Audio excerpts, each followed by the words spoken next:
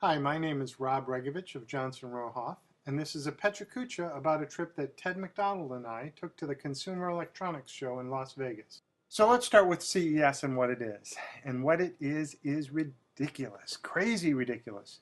Close to 2.5 million square feet of exhibition space, and people and people and people. Almost 200,000 visitors this year.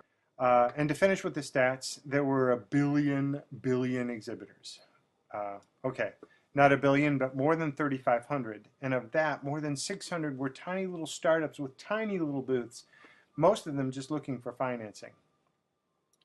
So we know that CES is huge and that given its name, it's about consumer electronics, which is a pretty broad spectrum in today's world. Everything is electronic.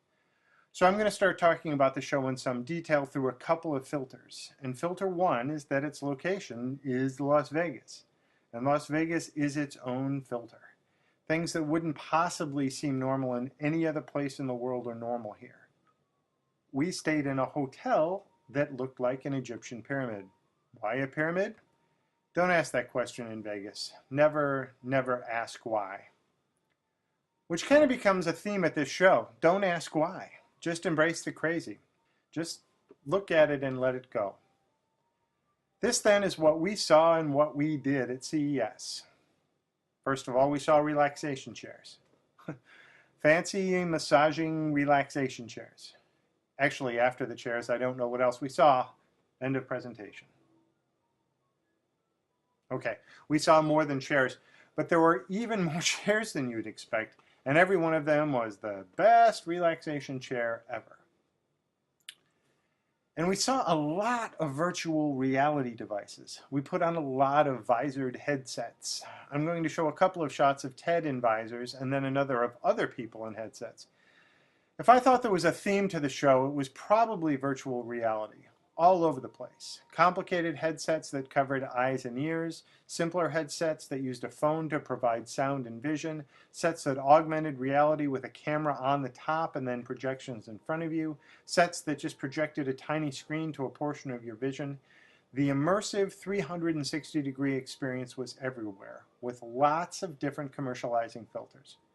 Of course, gaming, lots of gaming, but also using them as a communication tool and as immersive entertainment tools, putting the viewer on stage at a performance, for instance. And with the headset viewers, the need to capture content is there. So we also saw any number of cameras that capture or stream and capture 360-degree video. I, of course, thought this was a little ironic that in Las Vegas itself, where reality doesn't seem real, virtual reality would have such a big impact. Another thing we saw a lot of was drones. Drones of all types and sizes, from tiny little things to fixed-wing, semi-autonomous aircraft that cruise at 80 miles an hour. I was particularly surprised, blown away you might say, by the number of speakers and headphones and sound stuff in general. Everywhere you looked there were headphones, noise-canceling over ear, those that used a laser to diagram your ear to create a custom-fit earbud, and portable speakers that floated in water, and lots of home speakers. Not many this large, but a few. And more turntables than I expected.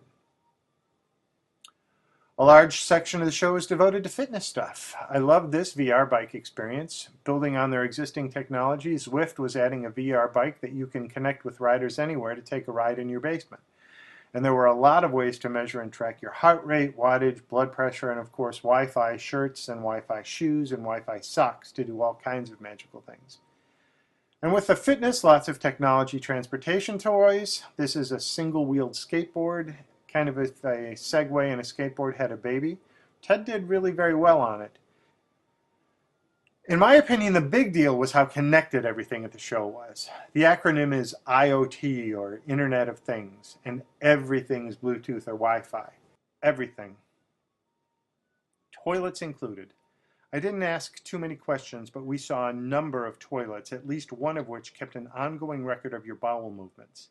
How it knows it's you and not some mystery pooper, and whether or not it shares that information with anyone else out there, that's up to your imagination.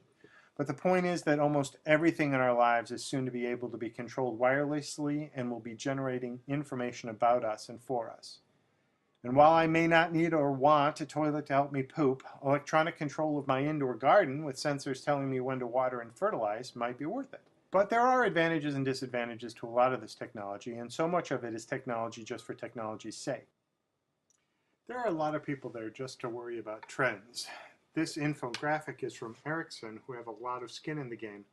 They are worried about staying ahead of what consumers might want and what consumers will really need and clamor for. And they are very worried about going down the wrong path. And there are a lot of wrong paths. This water bottle, for instance, has 64 components, and this manufacturer is really proud of that. But in my opinion, that's 61 more components than a water bottle needs. And this underwear for men, not for women, is protecting your health, that's what they say, not protecting your junk, from Wi-Fi and cell phone radiation. Is this a problem that really needs to be solved? Who buys this? Or the Wi-Fi enabled men's belt that tells you it's time to stop eating? Or my favorite, the Hair Coach, a Wi-Fi enabled hairbrush that helps you brush your hair. So what's the overall lesson here? CES is not a show about the future, it's a show about the potential future. There are lots of good possibilities, lots of weird possibilities, and lots of ideas and inventions that will live here and here only. There weren't any jetpacks or flying cars, but somewhere here was the future. Somewhere. Thank you.